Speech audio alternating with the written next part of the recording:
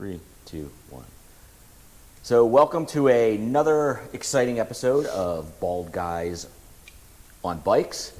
And we are here today in the fabulous Bike Works Newtown shop. The satellite enterprise. The satellite, right? Yeah. And The expansion. it's huge down here. Yeah. It's huge. Like Great shop, great Love bikes, Yep. high It's wheels. exciting to be in Great there. mechanics. Yeah.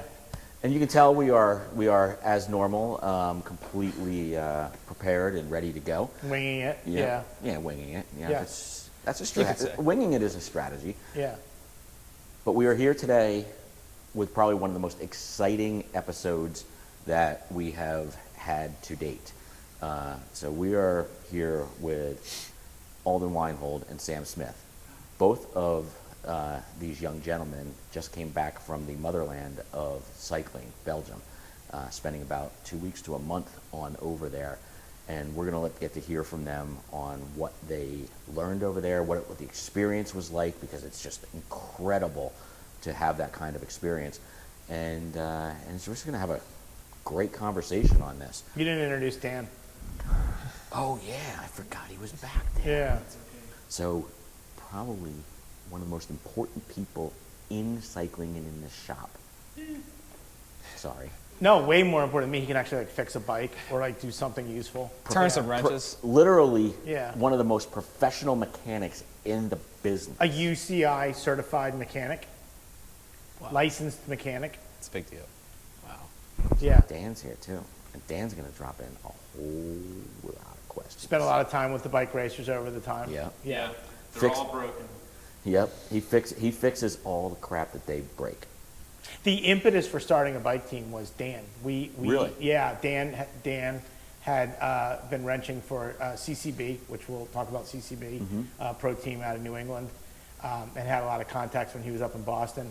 And we found that in the business that Dan was distracted by he wanted to go away to bike races.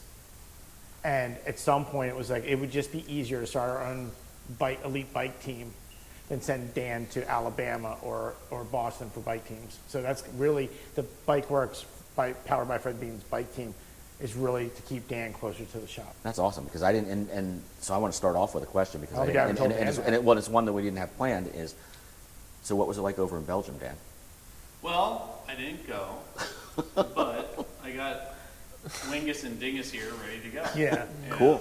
Well, let's kick it off, and we do it with our fine B&B beverage. Thanks to Andy Jaron Yep. for the delicious Lawson's Little Sip IPA. I like it. It brings the party down a little bit. I love Yeah. me some Lawson's. I was in the Mad River. I was in Vermont, and I got rescued. Didn't you rescued. get I got rescued? You got evacuated rescued. and Yeah. rescued The sunglasses from on. Wayland, Vermont. That's So a crazy story for another time. Yeah, another time. Yeah. Good point. But you spent time where the race was in the. I spent 10 minutes there before the flood happened. Yeah, so not much time. But cheers. Thanks, Cheers. Andy. Cheers. Thanks, Andy. So let's dive on into this. This gets really exciting. So you were over there representing Bike Works, presented by Fred Beans, right? Yes. Over in Europe, most specifically Belgium. What was it like? How different was it than riding around Bucks County and Hunterdon and the East Coast and some of the places where you ride? It's a great question. Well, the roads were a lot narrower. Probably about like a 1 lane here is like the equivalent of 2 lanes there. It's mandatory that you ride on the bike lane, and if not, you can get fined. If you're riding without lights at past dark, you can get also fined. Culture there was different. The language barrier was different. The town I was staying was like very in Flanders. It was very cycling oriented, so lots of people on bikes and. Speaking Flemish. Yes, and Dutch, a little And bit of Dutch? both. Okay. So I didn't learn much, but you might have a different What about you? experience. I mean, yeah, kind of what he said. One thing he forgot to add was cobbles. Pretty important part when you're Little talking bumpy. about West Flanders. But yeah, the cobbles and So where were you based out of when you were over there? Isegem. And what was that like? I mean, it was like it's a village. Like, it's not a big town. There's like a couple bigger cities around, but like it was pretty much just like what you'd expect in like a tiny European village. So. what like people might not be aware of, right? Like, how did you guys wind up? Obviously, our sponsors didn't necessarily. We are a domestic elite team, right, in the United States, and we're competing in the Mid-Atlantic. How did you come to be in Europe? How did that? Who facilitated that? How did that happen? Go ahead. For me, it was this guy. So that previous story about him wrenching for a team in New England, CCB, he connected me with them, and they set me up. So thank you to CCB. And Tim Mitchell is an old friend of Tim the Mitchell, shop and a guy we've all watched compete in the Bucks County Classic. Yeah. I've known Tim a long time, and he reached out to me, hey, is there a guy you might think would want to go to Belgium and do more? And this was right after Somerville when you, Tim, and I'm sorry, I forget the third racer, I don't were remember. in that break before that red flag Big, happened. yeah. Right, And he's right. like, yeah, if Sam wants to go to Belgium, let's do it. I'm like, here's his number, figure it Right. out. So you were there with CCB, who's Yeah. a pro Conti. Yeah, Right. it's a And a lot of people woman's- forget about that, right? That as much as you guys compete teams together, you also work together sometimes, Frenemies. right? I like Yeah, to think of frenemies. frenemies, Yeah. sure. That's a good way to put it. And then you were, I'm friends with all of them. yeah. I was with a camp called like Flanders Development. They're out of like Texas, but there was kids from Australia, and all the other kids were from on the East Coast. So Some American riders, some Australian riders. Anybody that was international with your group? We had a Swedish girl come over for a couple of days. Okay. But besides that, But I mean, but like these academy, like, and Mike alluded to it, like Belgium is like the epicenter of Right. bike racing in the world, Yeah. right? Like that's why we're it's- there, right? yeah, I mean, it's crazy. Like over here, you have like, a race or two a weekend at best. Over there, it's like every day you want to race, you could be racing. Like Tuesday, 4 in the afternoon, there's like 150 dudes like out. However, that's different for juniors because juniors can only race 3 days a week due to like restrictions and all the whatnot. Okay. See, and that's the training that you and I need is junior training, And you went 3 with- days a week, Right, 3 rather days. than whatever. One you or end up 2 doing. days a week, Yeah. right? You went with junior gearing, which you had just been weaned off of. They do that a little differently over there. It's roll out between every race, and there was 160 kids on a Tuesday night race, and I thought I could get there like kind of late and kind of show up and wing it, and kids were there 40 minutes before the start of the race, lining up for roll out to get a good start because first lap or two of like the kermesses over there are very fast and very What is hard. a kermesse? I Yeah. hear that term all the time. What does that mean? The way I put it is like in between the crit and a road race. It's about the length of a road race, but it's about a 3-4 mile loop depending on whether it's U23s or elites or juniors. And we come by every 10-15 minutes. It's fast, it's hard, and that's about it. So I want to go back to the culture and go back to something that two of you have talked about before, right? So it's Tuesday night. You had 160 people, young racers, just at the line, ready to go. That's 160. Like you don't see like the equivalent of that is, kids soccer or something here. Yeah. What's the culture like there? Like what does it feel like when you first got there? I mean, it's like it's their national sport. I'm pretty sure of that in soccer. Sure. So it's like everyone there like is like deep into like you go like everywhere and you see like like Wout van Aert or like if like Remco Evenepoel. yeah, you see their like ads, like it's like kind of weird, but They're into it. yeah. Fair. But another kind of weird part about it is you go to these races and there's all these like old dudes there like in the afternoon and they got Oh, yeah, like these guys. I actually just like these guys. Maybe smoking Drinking some, beer, smoking cigars, smoking some hand got their rolls. pens out. See, we should be over there. Oh, and what are these old guys So doing? there's these old dudes, they got their hand rolls, they got their, Belgian beers, and there's this big whiteboard with like 40 names on it, and next to each name it's like your odds. So like, I guess the people that are always doing good, they have good odds, and then it's like goes down, and then like there's a breakaway, like people in that break will have better odds. So the best odds the whole trip I had was 30-8, which is that's pretty good odds. I think so. so you're on the board. I was on That's the pretty board. special. 1 out of 40. Yeah, That's a I was pretty on, big deal. Yeah, I Were you was on on the the board? board. I never saw a whiteboard at the I would races. like to think they weren't gambling on the juniors racing. Yeah, that one. It's That might pretty be competitive, though. Safe Sport might have. Yeah. Stopped Yeah, there. that brings up something that we talked about, Gambling? well, that's something that none of us really realized. Well, yeah, the gambling part, Right. which is coming to Bucks County Classic. There we go. Yeah, Yep. it is. Screw the preams. We're going. Right. We're going with. Going- We're we're going going with to back Bend. channel stuff. Yeah. When we think about this area, which is a pretty exciting cycling area around the country, there have only been a couple of people. Like what you experienced over there, your opportunity to go over there was pretty unique. We've had what 3-4 people that have gone So over. this season, Connor Thompson, who races with us from the Berks County area, Connor was in Spain for a year at Girona in a racing academy. Obviously, these two guys just getting back from Belgium, but we were doing a little talking before we started doing this. Erica Zavetta. Yep. And then you have to go all the way back to like the 80s with like Eric Fetch, like racing at Mangione with Greg LeMond or John Eustace with Lamond, exactly. So, I mean, Yep. half of, to me, what's exciting is literally half the Bucks County kids that I'm aware of that, at their age that have had the opportunity to race in Europe are coming from our program. That's amazing. That's Yeah. absolutely amazing. So what changes did you have to put into place? So again, coming back from Bucks County roads and some of the racing that you experience here, was there anything different that you had to prepare for, or anything different that you had to do? And you mentioned the gearing on that, and I think for a lot of people, they might not understand what junior gearing is. I'm assuming it's like compact gearing that allows my fat ass to get up a hill. One could say that, or it's junior gearing is like it's a restriction because they don't want like young kids burning out. So like on the flats, like a lot of people run 52.14 or 52.11s. I was on a 52.14, and like the cadence is just like it's like 120 RPMs. So the idea of not just, overstraining your muscles at a young age because Yeah. you're pushing big gears. Like And they don't want us to burn out, and they want to get us to a high level. So Like- it's like until 18, and then you can switch to a 52.11. like pitch counts for kids Yeah. in high school baseball. Mm-hmm. Sure. Yeah. Yep.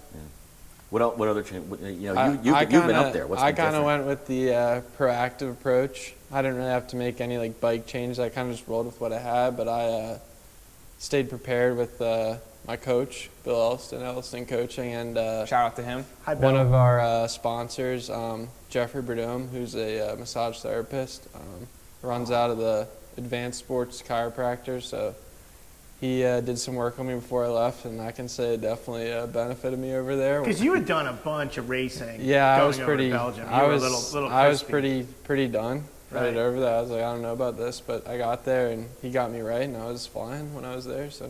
Makes that big of a difference, right? Oh I yeah. like to go off him, and going into it, I was a little just You've been racing a bit. been You've racing a doing bit, some and I racing. wanted some adjustment. And thanks to JP from Advanced Spine and Sports for keeping me loose and give me some pointers over there with tips and stretches and all that other stuff. So thank you to you.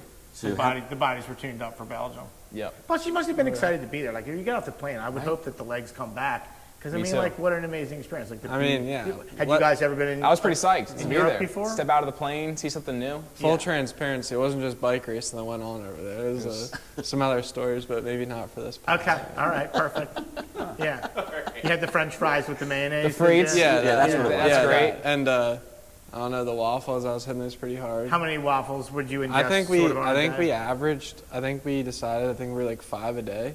And not, I was- and not the body shame, But but you're you both racing told every me you day. came back a pound or two heavier. I Yeah. was there for 32 days, and I probably averaged like 6 waffles a day. And like some of them were plain, some of them had some like chocolate on the top. And Yeah. I weighed in on the way there, going like 154, 155, and like weighed myself after. I was like sitting at 158, so a little heavy, but better than being losing Yeah, lots no. of leave. weight. Just so. leave now. Right. Get out of Yeah, here. no. Oh, Dropping numbers like that. No, super important that, that you're over there and you get to experience the culture and all the stuff. Probably as important, if not more important than the bike racing, right? What was it? Was it your first time over there?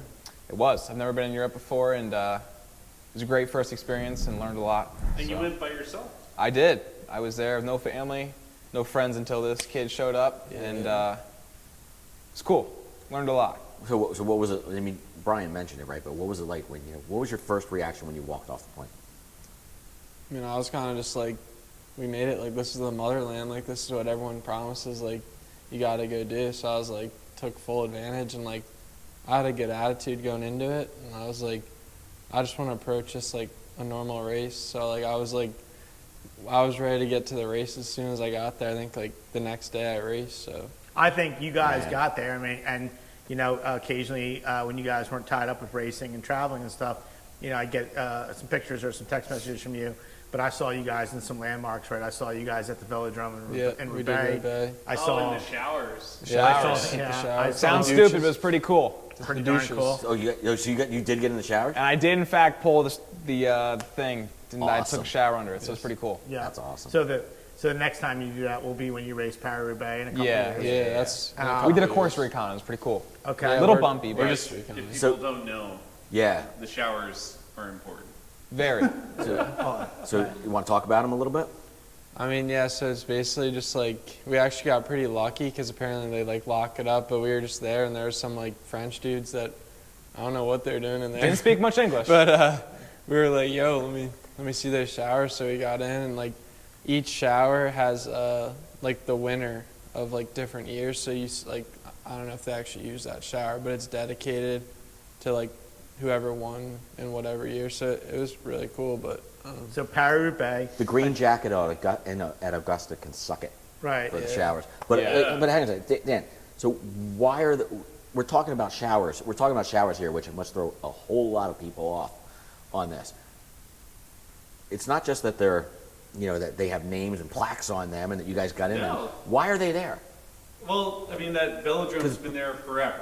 Right. And Paris-Roubaix ends, and that, how many Paris-Roubaix is one of the toughest. How many videos have you watched of that race before you were born, at least for me? What do they all do at the end? They take the shower, and there's the Eddie Merckx shower.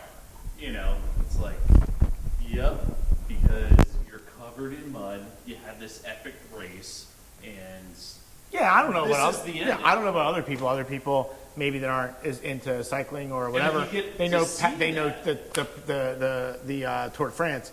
I mean, for like people that are into bike racing, right? Like those of us that are like geeked up about it.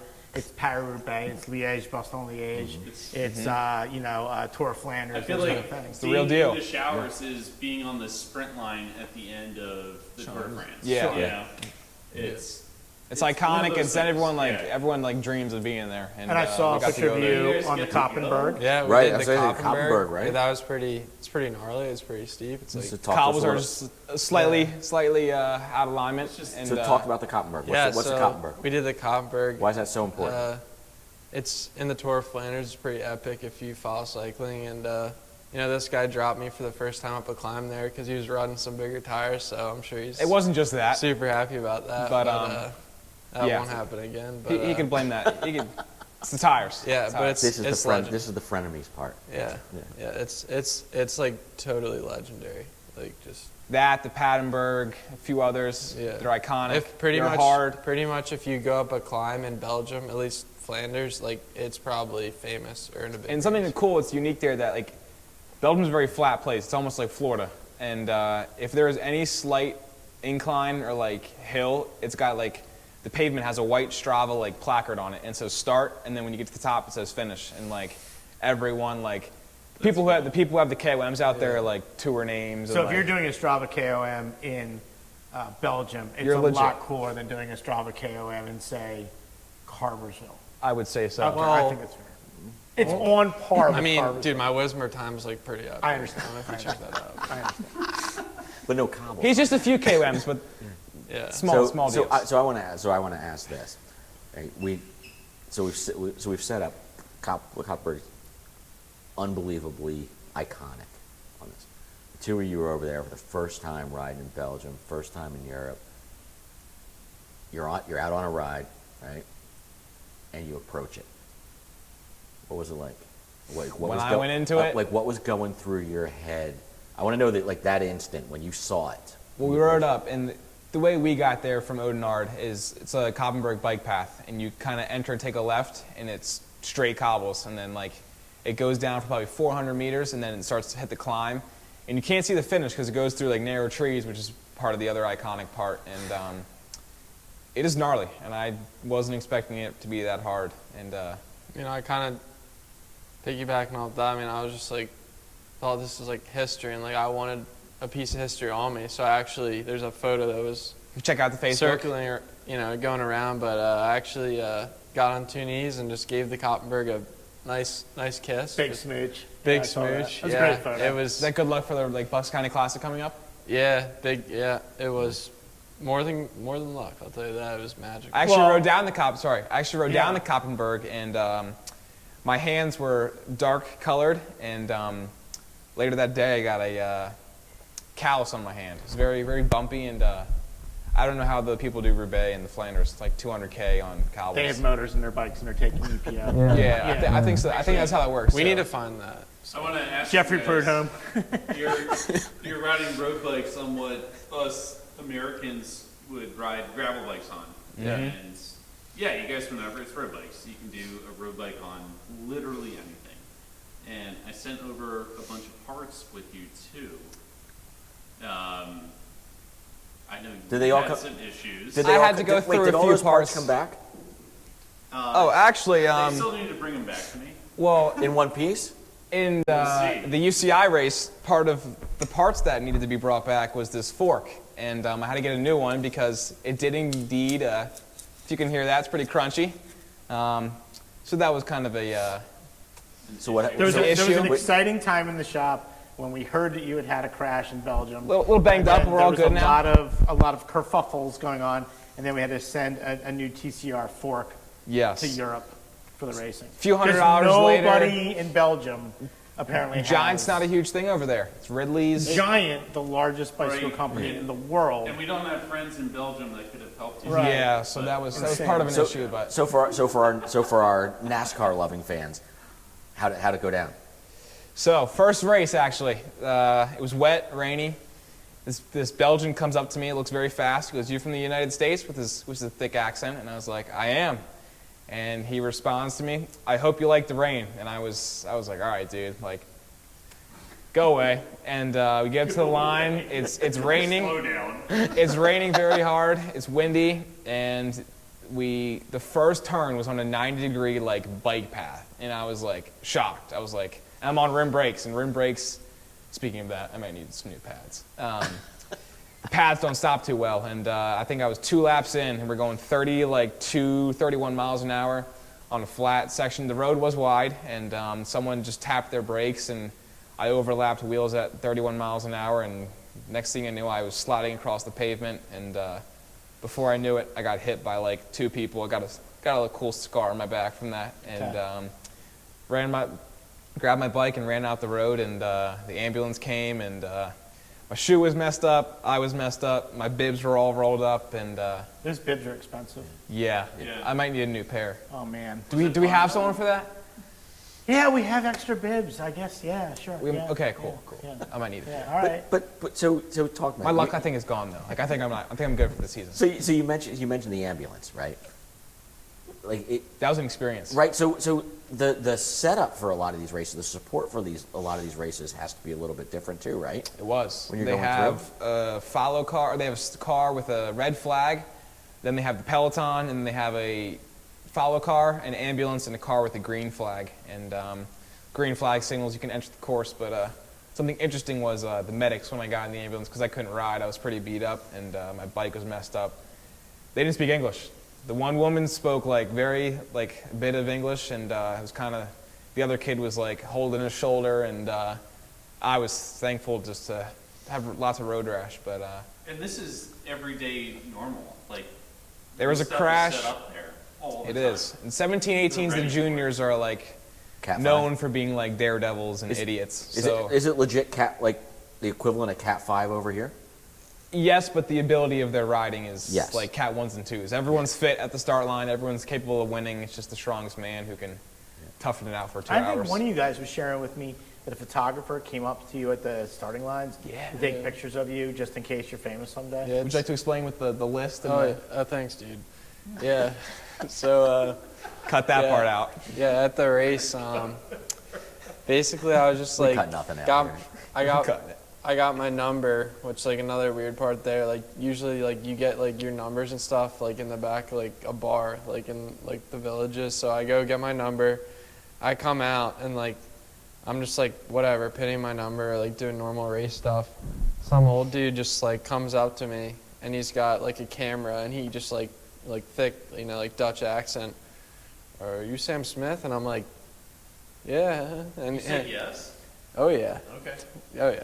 And then, so then he just, was like, take your helmet and glasses off. And I'm like, all right. So I take it off and he just takes the camera, takes my headshot. So I was like asking her, I'm like, what in the world is that about? And I guess like the idea is that, like hopefully you blow up and you're a pro cyclist and a big name. And that guy basically has like, hey, look where he was when he was 20 years old as an amateur in Belgium. So it's pretty cool. They're taking it seriously. Yeah. That's awesome. For sure. But that's not the only, that's really cool, right? And that translates into, you guys ran into a couple of celebs yourself when you were over there, right? Good you mentioned that. For those who are not familiar with Lada Kopecky, she's on SD Works, and she's praised over there. Lots of people bow down to her. She was just in the Tour de France Femmes. She was, and she contributed a little bit, actually. A little bit? She had the yellow jersey until the final day. Yep. Or 2 days, and she won the green jersey. Green jersey is the sprint jersey. And yellow jersey is the later classification. And she raced the 17-18 juniors, and I'll brag, I'll like blame it on the gears. She didn't have junior gears, so that helped. But she did 3 races. She beat you? You got beat by a girl? The whole field got beat by a girl, not just me. So what was it like going against her? Like, how good was she? She was pretty good. I was crippled for most of it, but she dropped some people, and she got, I think, top 4 in all the 3 races that we did. That's awesome. And then later on, she wins the yellow jersey and green jersey. So it's pretty cool to say that I raced against her. Yeah. That's awesome. She was on my fantasy Tour de France Femmes team. Just worked out pretty No well big for you. deal. Yeah. That's a good one. Because I know what's up. Yeah. Yeah. You know who to look for? Yeah, I know who to look for. Yeah. I know. Soon you'll be seeing Jess Chong on the roster, too. Jessica Chong on the roster. For sure. Yeah. But that wasn't your only celebrity brush with fame, right? Oh, yeah. Post-tour Yeah. crit. Like, Okay, shout out my boy, Mikhail Kwiatkowski. If you don't follow cycling, if you're not a cycling nerd, he's pretty legendary, world champ, and I Great think climber. Yeah, Won stage 14 of the Tour de France. won this year, world champ in 2014. So in like Belgium and I think all over Europe, they do these things right after the tour, like a post-tour crit, where you get like a couple big names from the tour. Jasper Philipsen was there, and they basically just do like a crit. It's staged, so like Jasper won in his green jersey, but It wasn't an actual sprint. it was pretty cool. Me and this guy were like right at the start finish, and all those Jasper and I'm not Jasper trying to, the not, disaster for not sure. trying to throw shade, The but master at this point. they kind of blew World us champs off. is coming up. We'll see. They blew us off, but my boy Kwiato, he came through. He came over. He took some flicks with us, and he was a cool dude. So It's a cool experience. It was really cool to like That's awesome. see that guy like right in front of me. And most of them have big egos. They don't want to talk to the kids, but he. Did you get his number? I wish. I actually, But like, was he just there? Or I mean, did you have to call him back? I took a little bit of manhood out of me when I called him over when there's like some 10-year-olds like I'm throwing the elbows out to block them, but I gave him the shout, and Nice. yeah. He did come back. We got to see his bike. That was just a few $1,000s. It was pretty cool. So here's what's important to me. Okay, so all this is great. So we're back in Pennsylvania. It's August. Bike racing takes a little dip domestically through July. So you guys were over in Belgium, sharpening the elbows and sharpening the skills. For us, right? For us that are racing domestically and involved in local racing, bike racing really starts to ramp up now going into September, and for us, the Bucks County Classic, which is obviously hugely important. How do you feel like this set up the stage? Being completely selfish for a minute, where are we headed? Where do you see this sort of setting yourself up for racing moving forward? I mean, like in theory, like that was probably like some of the hardest and like best training I could have done for 2 weeks. So like I like to think that I got some really nice form right now, and I'm in good shape. So I don't know. We got a couple crits coming up the next couple weekends. We got Ardmore in 3 weeks, which third last year, so trying to better that. Right. And then probably going to roll to Green Mountain Stage Race, and then the big prize, which I know has been my goal all season because it goes right by my house, the Bucks County Classic. So, I mean, that's really 4 weeks away, which in theory 2 weeks really hard. 4 weeks is like the perfect amount to recover and use that form for hopefully the big win there. So we'll That's see. what we're talking about. Yes, sir. Big target. What about you? What do you got circled on the calendar for the remainder of the year? Remainder of the year, Ardmore's a big one. Hopefully I'm older, got the big boy gears now. I can contribute to the team, make some efforts, and Belgium definitely. I did crash twice, but I did have some other good races and like gained a lot of experience and knowledge. And I think my mind is tougher. I'm tougher, and Bucks County Classic's one we target. And we'll just try to set this big kid up for the win. I think he's All right. capable. That's what I'm talking about. There we go. Let's go. That's a, Going that's a solo happy this year, director. too. Let's Yeah. go. So With Colin Fitzgerald to contribute, you know, he got 16th at Nationals. Yeah, Fitz is Did- back. Finished in the top 30 at Intelligentsia in a He's pretty not stacked bad. field. He's been training. Yeah, yeah. so, Shout out to you. Nice. So I guess the question is, you spent that much time over there. You got that incredible experience of racing in Belgium, living in Europe. There are people that are paying attention to you. What advice do you have for them? Like, what can they learn from your experience over there? I mean, for me, I'd say, like, I kind of had a little bit, not anxiety, but just, like, at first I was like, I don't know about that. Like, we'll see. And then, like, I got there and, like, I ended up, like, once I settled in, I had, like, a really, really awesome time and, like want to go back next year. So, like, I'd say, like, just, like, sometimes you just got to, like, Chase your dreams. yeah, you Get on got the to plane. you got to just get on Do the it. plane and just, like, do it, which, like, is something that, like, I know, like, I've, like, struggled with a bit, but, like, it's just something you got to do. And, like, once you get over that block, like, I had a great time, and, like, you just gotta send it. What about you, Alden? I like sometimes like not have a fear, but like sometimes I don't like missing out on stuff, and like I was a little like first off I didn't get in to go over there, and then the spot opened up for me, and I went over there, and it like the first few days were like a little rough trying to figure everything out. I was cooking for myself, which is not a big thing I usually do, but now I think I'm capable of cooking the eggs, cooking the ham Right, and stuff right. like that. But Toast. exactly, I did pasta for I a did a month. bagel. Yeah. It was pretty. Like, And the waffles, don't forget about We'll those. serve you the waffles. No, I toasted it by myself, and I put the cream cheese That's on. impressive. And actually, I bought the stuff too. Okay. Sweet ghost of Anthony All Bourdain. right, too far, too far. But once you're over there, I mean, you gotta like soak it all in and like it's whatever you make of it. And I'm with him. Like I want to go back, maybe to go to Girona, Spain, which is another like cycling mecca of the world, or and train out there. It's a cool place. So Lots to offer. So the last question, right? Going back next year. You excited? Oh yeah, I think so. 2 months, baby. 2 months. That's the goal. I wanna 2 be- months. Yeah. Man, I'm gonna come back a demon. There we go. I want to go.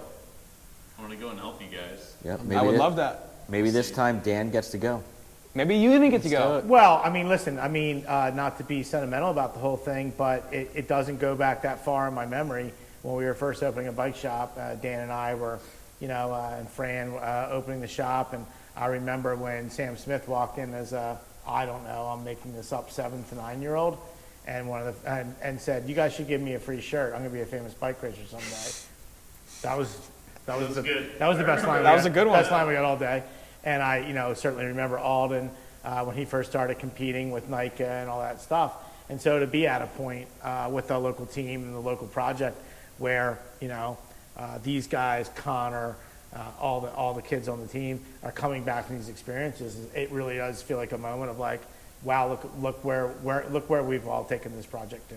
So super excited to see what comes next. Awesome. Well, Sam and Alden, thanks so much for joining us today. Thanks for having and us. you too, Dan. Thanks for Mike. joining us. Yeah. And Cheers. We'll see you next episode. Cheers. All right.